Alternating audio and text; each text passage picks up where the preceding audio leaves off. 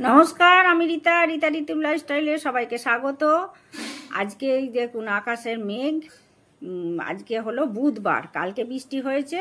আজকে ভেবেছিলাম পরিষ্কার হবে, সেই জন্য তো জামা কাপড় ভিজিয়ে রেখেছি বাথরুমে, কাচবো। এইগুলো কেচেই নিই, ভেজানো যখন হয়ে গেছে কেচেই নিতে হবে। কেচে নিয়ে ছাদে দিয়ে আসবো। মেশিন চালালে তো সবসময় একটু চেঁচামেচি করে, ওই জন্য এমনি হাতে করেই কাচলাম। ছাদে এসেছি, এই মেঘ দেখি মন খারাপ লাগছে। দেখুন মেঘের কত মেঘ ছাদে। কেচে তবু শুকুর দিয়ে দিয়েছি, এগুলো শুকুচ্ছে। কিন্তু ওপর থেকে বৃষ্টিটা পড়েনি, কিন্তু রোদ নেই, যে কোনো মুহূর্তেই বৃষ্টি আসবে। জলটা তো ঝরাতে হবে, জলটা ঝরুক যতক্ষণ না ওপর থেকে বৃষ্টিটা পড়ে। আর এই দেখুন করবি গাছটা, কালকে বৃষ্টি হয়েছিল বলে এটা রিপটিং করা হয়েছে। টব থেকে নিয়ে এই ড্রামের ভেতর বসানো হয়েছে। আর এটা বাম্বি শাকটাও বৃষ্টির জল পেয়ে কত কচি কচি হয়েছে। এটাকে একদিন খেতে হবে, আর যদি কেউ খায় দেবো। আর এই দেখুন ড্রাগন ফলের গাছটা, ফুলটা দেখিয়েছিলাম, এবার ফলটা দেখালাম। আর এই যে এদিকে এই গাছগুলোকে দেখাই, এই লঙ্কা গাছ বসিয়েছি অনেক রকমের, কালো রঙের লঙ্কা, ধানি লঙ্কা, সাদা লঙ্কা, সূর্যমুখী লঙ্কা, লঙ্কারই অনেক গাছ বসিয়েছে। এই গাছটার পাতাটা হলুদ হয়েছে, তুলে ফেলে দেবে বলছিল আমার হাজব্যান্ড, আমি বলি না থাক, বৃষ্টি পেলে আবার ঠিক হয়ে যাবে। অ্যালোভেরা গাছগুলো একদম শুকিয়ে গেছিলো, আবার হয়েছে।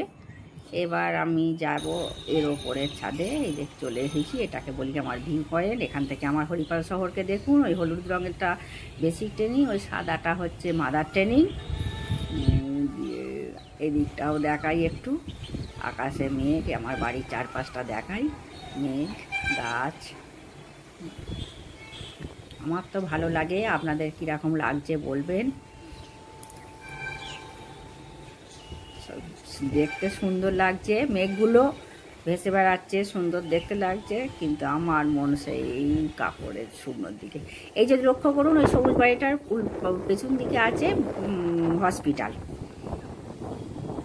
এবার ওই দিক থেকে সব জায়গায় আমার বাড়ির চারপাশটাই দেখাচ্ছি, আমার বাড়ির কাছ থেকে গোটা যে মানে হরিপালে যেখানে থাকি সেখান থেকে চারপাশটা দেখাচ্ছি। দেখুন মেঘটা কত সুন্দর লাগছে।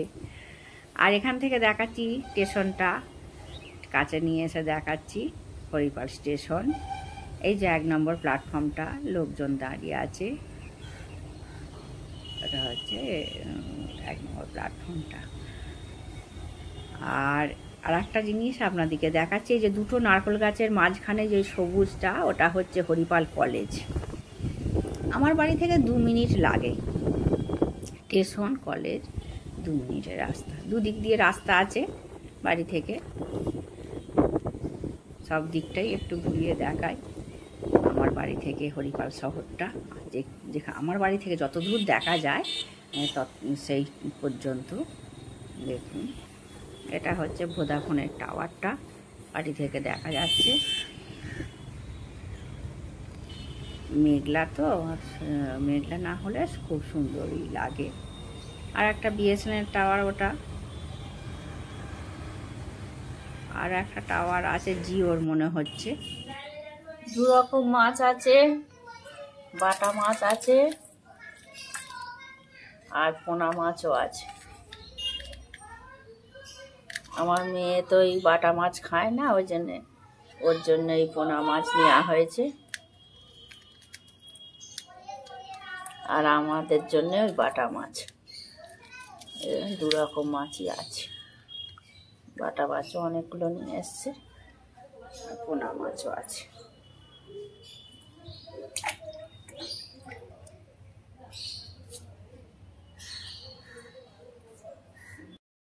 পরোটা করেছি, আর পেঁপের তরকারি করেছি, পেঁপে ছোলা আলু দিয়ে তরকারি করেছি, আর আলুর দমও করেছি।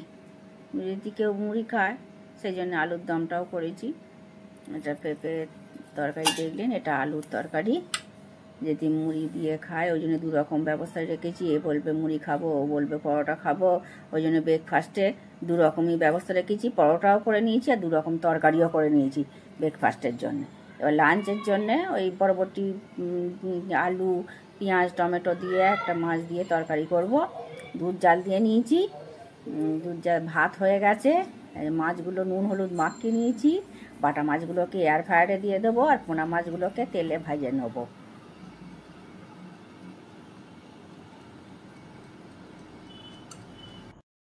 রান্না করতে করতে কলিং বেল বাজলো, দেখি মাধবদা এসেছে।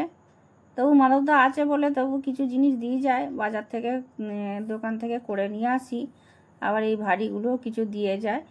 আলু নিয়েছি 5 কিলো, আর মুড়ি নিয়েছি 2.5 কিলো, আর এই কিছু টুকটাক যেগুলো ভুলে গেছিলাম, একটু শেষ হয়ে গেছিলো, সেইগুলো নিয়েছি। 2-1টা জিনিস বাড়িতেই দিয়ে যাচ্ছে।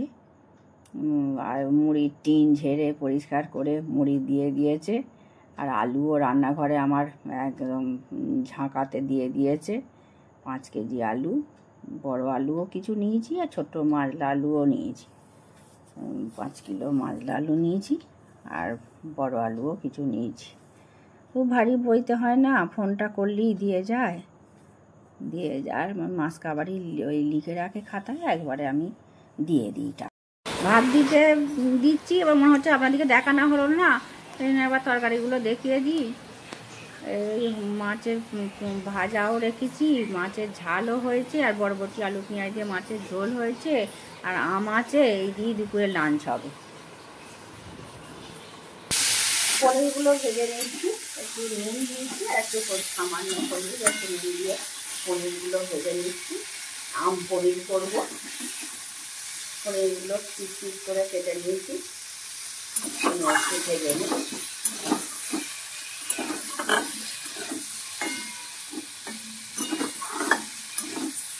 আর ভাজবো না, বেশি কমিয়ে দিই। এবার মশলাগুলো দিয়ে দেবো।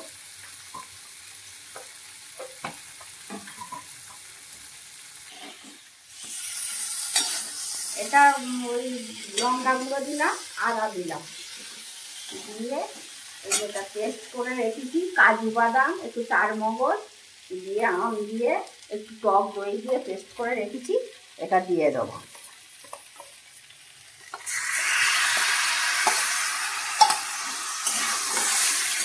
জল দিয়ে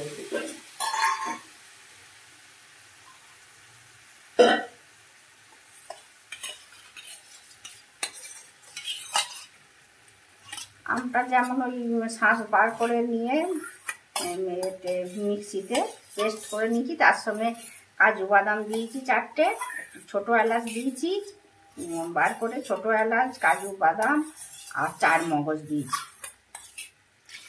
দিয়ে পেস্ট করে নিয়েছি। আম দিয়েছি,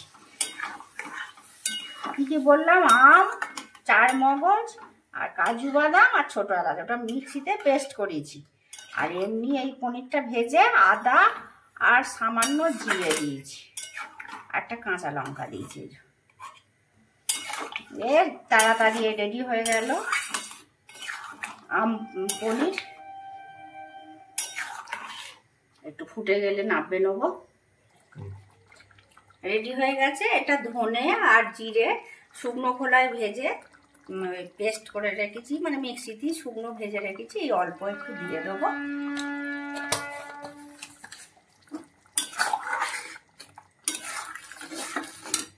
রেডি হয়ে গেল, গ্যাস অফ করে দিচ্ছি। একটু সামান্য গরম মশলা দিয়ে দিই, একটু গরম মশলা অল্প দিয়ে দিচ্ছি।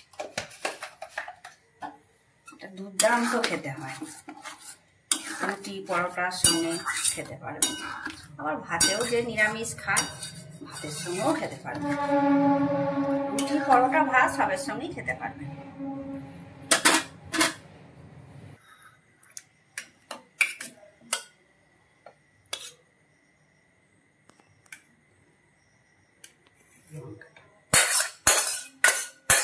বসে যাবে পরে, ওই জন্য একটু জল রেখেছি,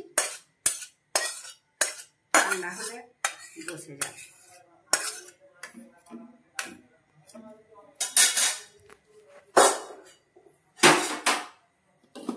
যে রুটি হয়ে গেছে, দুটো দুটো করে 6টা রুটি আছে, রুটি করে ফেলেছি।